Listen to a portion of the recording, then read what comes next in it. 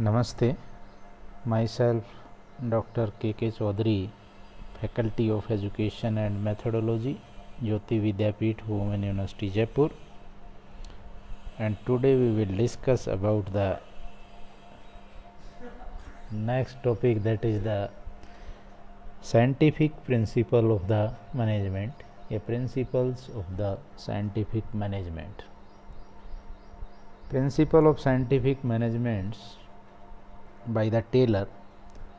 F.W. Taylor or Frederick Winslow Taylor is also known as the father of scientific management, proved with his practical theory that a scientific method can be implemented to management.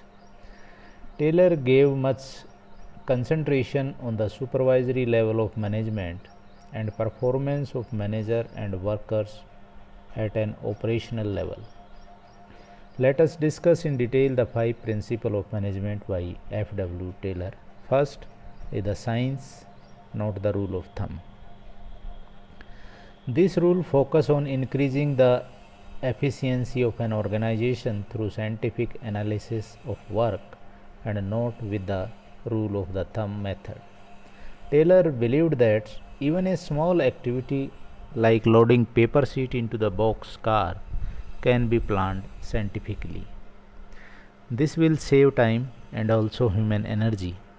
This decision should be based on scientific analysis and cause and effect relationship rather than rule of the thumb, where the decision is taken according to the manager personal judgment. Second, harmony, not discord. Taylor indicated and believed that the relationship between the worker and the management should be cordial and complete harmony. Difference between the two will never be beneficial to either side. Management and workers should acknowledge and understand each other's importance. Taylor also suggested the mental revolution for the both management and workers to achieve total harmony. Third is the mental revolution.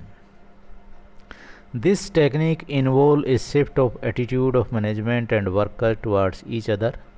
Both should understand the value of each other and work with full participation and cooperation. The aim of both should be to improve and boost the profit of the organization. Mental revolution demands a complete change in the outlook of both the workers and management. Both should have sense of togetherness. Fourth is the cooperation, not individualism. It is similar to harmony, not discord, and believe in mutual collaboration between worker and the management. The manager and worker should have mutual cooperation and confidence and a sense of goodwill. The main purpose is to substitute internal competition with cooperation. And fifth is the development of every person to his greatest efficiency. The effectiveness of a company also rely on the ability and skill of its employees. Thus, implementing training, learning, best practice and technology is the scientific approach to brush up the employees' skill.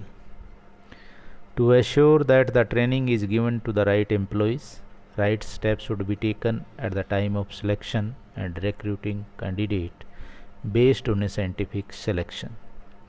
These 5 principles of scientific management process involve the experiments, observation, analysis, and inference, and were applied to create a cause and effect relationship.